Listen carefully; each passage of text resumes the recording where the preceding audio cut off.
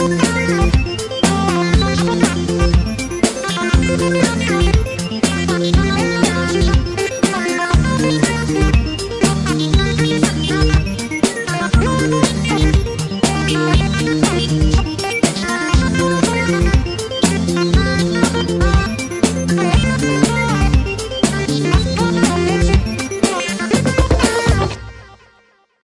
les gamers, et ben aujourd'hui nous allons transformer une Master System française 50 Hz en 60 Hz avec un bouton, un sélecteur pour pouvoir toujours garder la position 50 Hz si on le veut et pouvoir changer à sa convenance. Donc je vais essayer de vous expliquer tout ça et puis modèle à l'appui, hein, on va faire ça en direct en même temps. Donc c'est une opération qui est assez simple si vous n'êtes pas des grands habitués des soudures et d'électronique, et j'ai envie de dire pour commencer à mettre un pied à l'étrier, c'est la bonne opération. Ça reste quelque chose de très simple à faire. Donc je vais essayer de vous expliquer ça le plus simplement possible. Allons-y, c'est parti. Alors il ne va pas vous falloir énormément de choses. Il vous faudra un fer à souder, ça va de soi, de l'étain et le petit interrupteur avec deux positions. On va dire mettons 60 Hz, 50 Hz. Voilà, c'est les seules choses qu'il va nous falloir. Avec, bon là j'ai beaucoup de fils, mais avec des fils. Pouvoir faire des branchements propres. On va essayer de faire quelque chose, par contre, je ne veux pas faire du bricolage. Hein. On va essayer de faire des choses vraiment bien propres, bien finies, que ça soit dans la durée votre opération, que ce ne soit pas un bricolage, voilà, du fil traditionnel en électronique. Hein. Donc pour cela, hop, alors moi j'ai toujours l'habitude de mettre du papier à bulles, comme ça évite de rayer nos consoles et de rayer même la table où on se trouve. Alors comme vous pouvez voir, il y a 1, 2, 3, 4, 5, 6 vis. Donc c'est parti pour le démontage. Je vais vous faire à souder qui commence à être un peu chaud. Alors il y a plusieurs possibilités de fixer votre interrupteur sur la console. J'ai envie de dire, il y a ou vous la fixez, votre interrupteur, vous le fixez sur le capot, mais pour cela, et ça, bon nombre de personnes ne font pas attention, ne mettent pas assez de fils, et le jour où vous avez besoin de démonter votre console, ben vous êtes bien ennuyé parce que vous n'avez pas assez de fils, vous êtes obligé de démonter l'interrupteur. Donc c'est de prévoir une taille de fil assez conséquente pour que vous puissiez retirer votre capot si vous voulez faire une autre opération sur votre console, faire autre chose, pour que vous puissiez voilà, enlever votre capot correctement, le poser, et vous puissiez travailler sur votre console correctement. Donc logiquement, hop là, j'ai ici 1, 2, 3, 4, 5 et 6. Voilà, on a retiré le capot. Alors voilà, certaines personnes vont fixer les interrupteurs là derrière. Parce qu'en fait ici c'est un papier. C'est d'origine. Regardez, comme vous pouvez voir. C'est d'origine et ils n'ont pas besoin de faire des trous. Mais c'est pour ça que si vous attachez votre interrupteur sur le capot, il faut beaucoup de fils pour que vous puissiez retirer votre capot. Donc moi, je vais sûrement prendre l'option d'installer mon interrupteur ici, sur le côté. Ça sera pour ma part, je pense, plus simple. Et comme ça, ma carte mère et si j'enlève le capot, je serai déjà beaucoup moins ennuyé. Par contre, ça va m'obliger à percer. Donc, on a encore des vis pour démonter la carte mère parce que comme vous allez voir, les soudures et le système de transformation se fait à l'envers de la carte mère.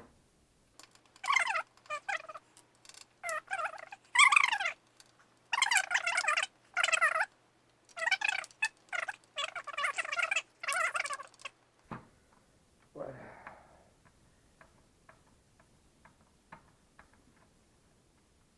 Donc en fait la carte mère, c'est pour ça que j'ai toujours l'habitude de dire sur la Master System française, ça a été une grosse escroquerie, parce que tout est fait pour qu'elle fonctionne presque aussi bien que la japonaise, parce que comme vous pouvez voir, ici, vous avez NTSC et PAL. Donc tout est prêt, tout est prêt. Qu'est-ce que je...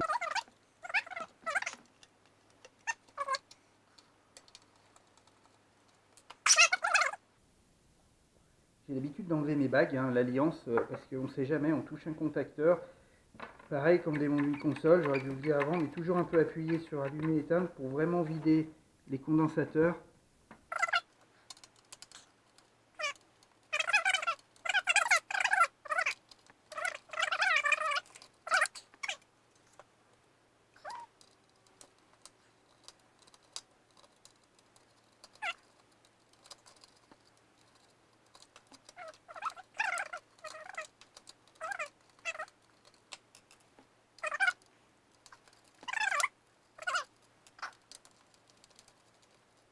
Et voilà, l'écarte mère est retirée.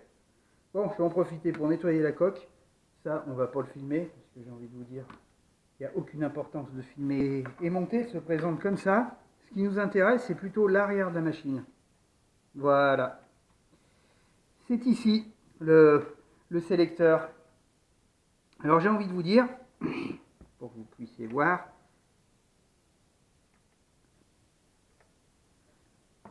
là, la console est branchée sur le PAL.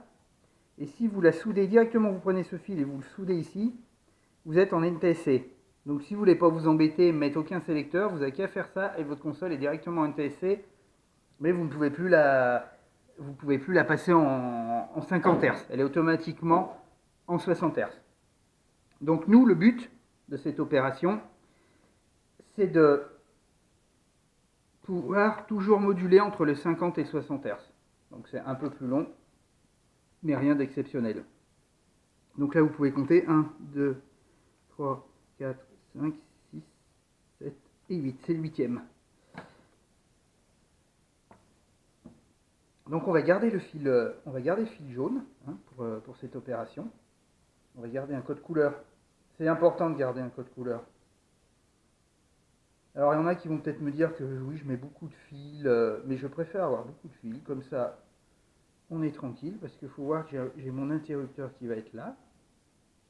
Alors attendez que je mette juste ma console et comme ça. Donc il faut que je mette les soudures pour que les fils partent vers la droite. Donc effectivement, il faut bien que je parte comme ça. Allez hop.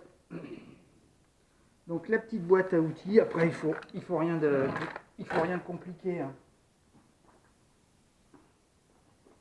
Il faut une pince coupante.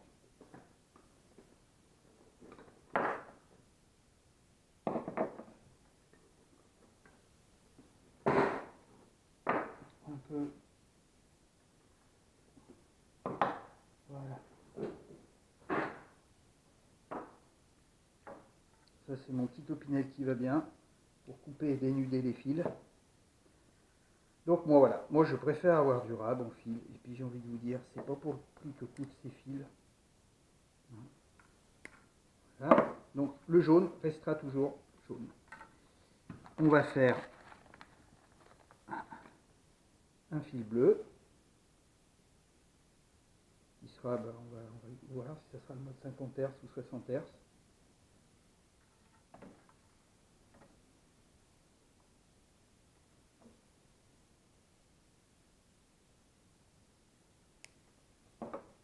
Voilà. Et on va se prendre un fil vert. Alors ça, il y a plusieurs, ou dans des magasins spécialisés, ou le site Conrad, aussi qui est pas mal pour acheter son petit matériel électronique. Après, ça dépend des régions où vous habitez. Il y a encore des magasins d'électronique. En l'occurrence, là où j'habite, j'ai encore un magasin d'électronique. Donc, j'avoue que quand j'y vais pas tout le temps, mais quand j'y vais, je me fais une petite réserve de matos, ben, pour pouvoir tout simplement avoir toujours un peu de réserve, comme ça le jour où on décide d'attaquer une séance de bricolage. Et ben, au moins... Donc là je suis en train de dénuder mes fils. Hein. Je prépare tous mes fils pour pouvoir travailler correctement.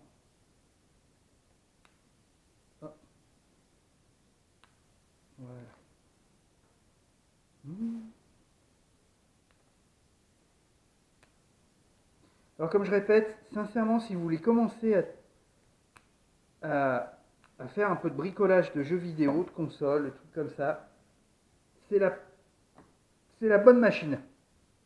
C'est le bon essai. Après, vous pouvez avoir du matériel bas de gamme en fer à souder. Après, tout dépend des fréquences. Si vous devenez un gros bricoleur, bah, vous investirez dans un fer à souder, ce qu'il y a de plus basique. Hein. Moi, j'en ai un où je peux régler les températures. Comme ça, bah, on peut faire de la soudure la soudure beaucoup plus fine, beaucoup plus précise. Donc, on va dessouder notre fil qui est ici. Alors, attendez, j'aimerais que vous voyez. Ouais. Vous allez voir. On va se mettre un peu plus près de la caméra.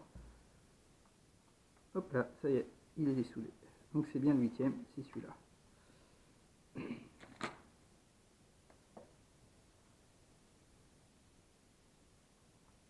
Donc on va bien compter. Il est ici. Voilà. Donc on va étamer son fil, hein, le préparer. Donc, vous mettez un petit peu d'étain sur votre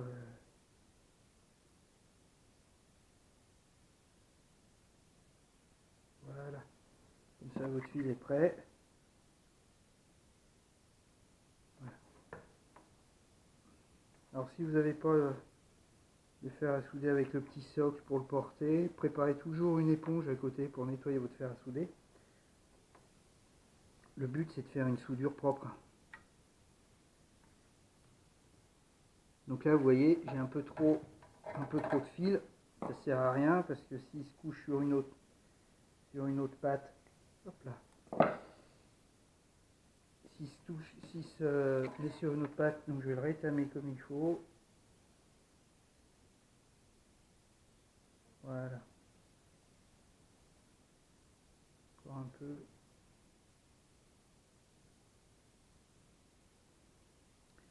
Il m'a l'air d'être pas mal là. Donc c'est la 8e, c'était ici.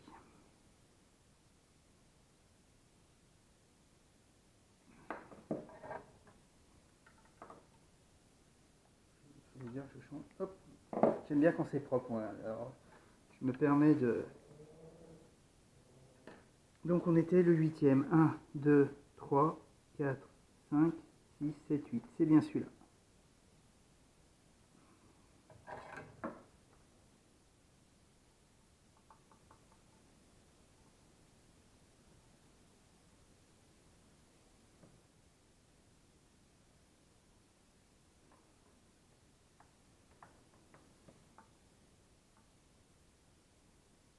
Voilà. Celui-ci est prêt. Donc il est dans le bon sens. Voilà.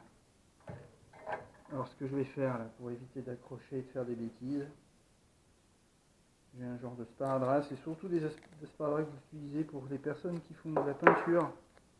La peinture en... Allez, hop, on va le mettre là. Comme ça mon fil ne sera pas gêné. De la peinture en bâtiment pour faire l'encadrement des fenêtres et les choses de ce style. Donc après,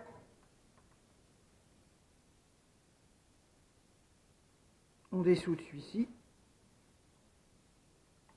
Hop là, parce que celui-ci, on n'en a plus besoin.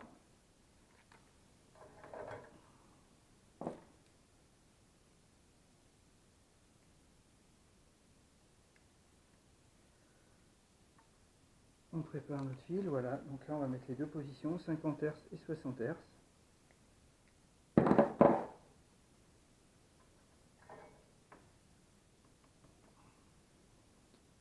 Pas les NTSC.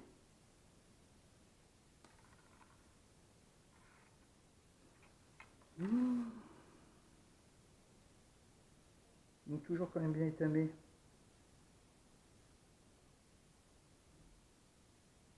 Voilà. Sans faire trop de caca.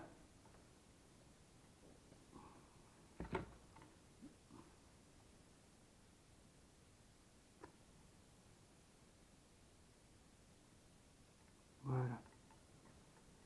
Faire des soudures. Faut pas mettre beaucoup, faire des grosses crottes de soudure. Déjà si un jour vous voulez changer de remettre votre console comme il faut. Bah, c'est toujours plus agréable d'avoir fait des soudures bien propres. Et ça, après, vous pouvez vous entraîner. Si vous n'avez pas l'habitude de souder avant de faire cette opération, prenez du vieux matos électronique, je sais pas, une vieille télé, vous récupérez la carte, puis vous entraînez à faire des soudures. Et voilà. C'est vrai que j'ai pris beaucoup de fil quand même. Mes câbles sont bien.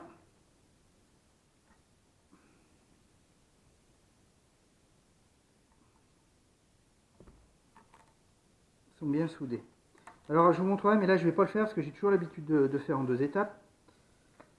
Je mets toujours une pointe de colle plastique chauffante quand j'ai terminé mes branchements, mais je fais toujours ça en deuxième partie.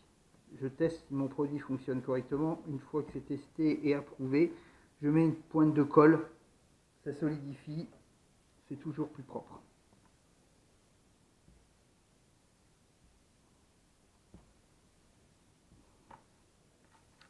Donc, je vais prendre mon interrupteur.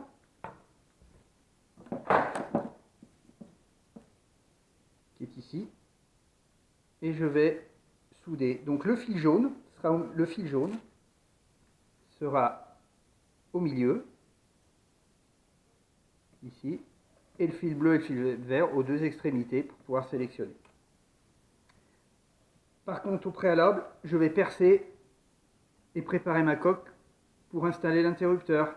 Donc ça ne mérite pas d'être filmé, on se voit après.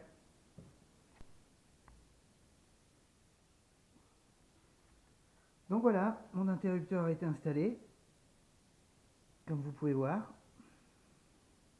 On essaye de faire quelque chose de plus propre possible. J'ai pas envie de dire que ça fasse naturel, mais voilà, avec les 2 positions. Et maintenant, le but, c'est de fixer les fils que j'ai préalablement une marge de manœuvre. Hein. J'ai de quoi... hop là.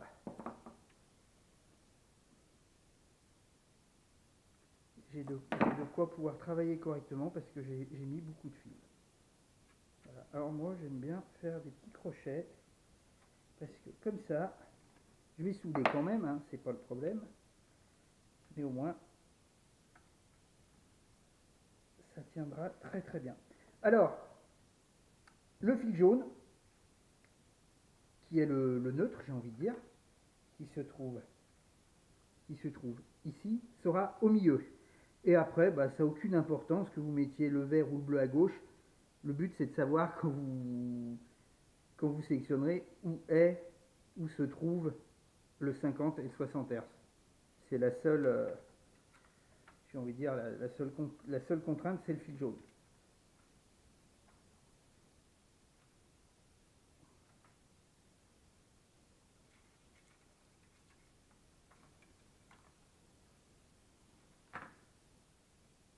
Donc on rectifie.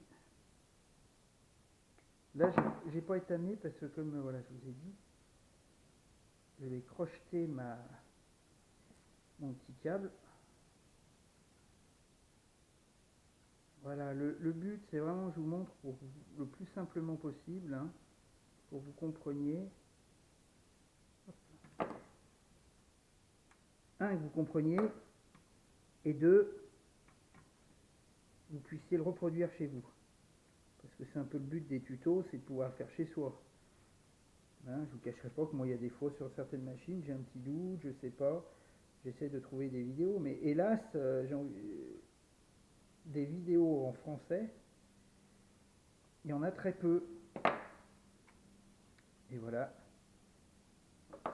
on a fait son petit crochet.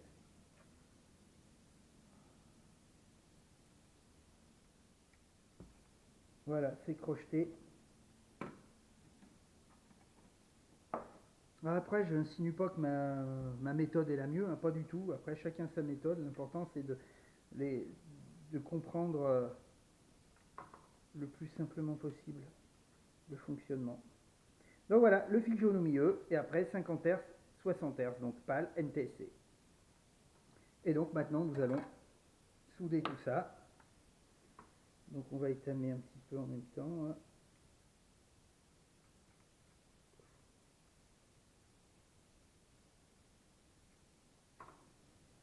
C'est chaud un peu. Voilà.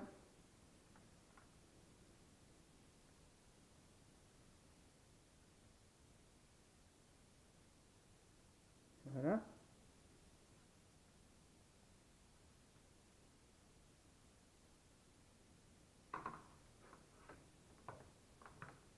Et donc l'opération est terminée.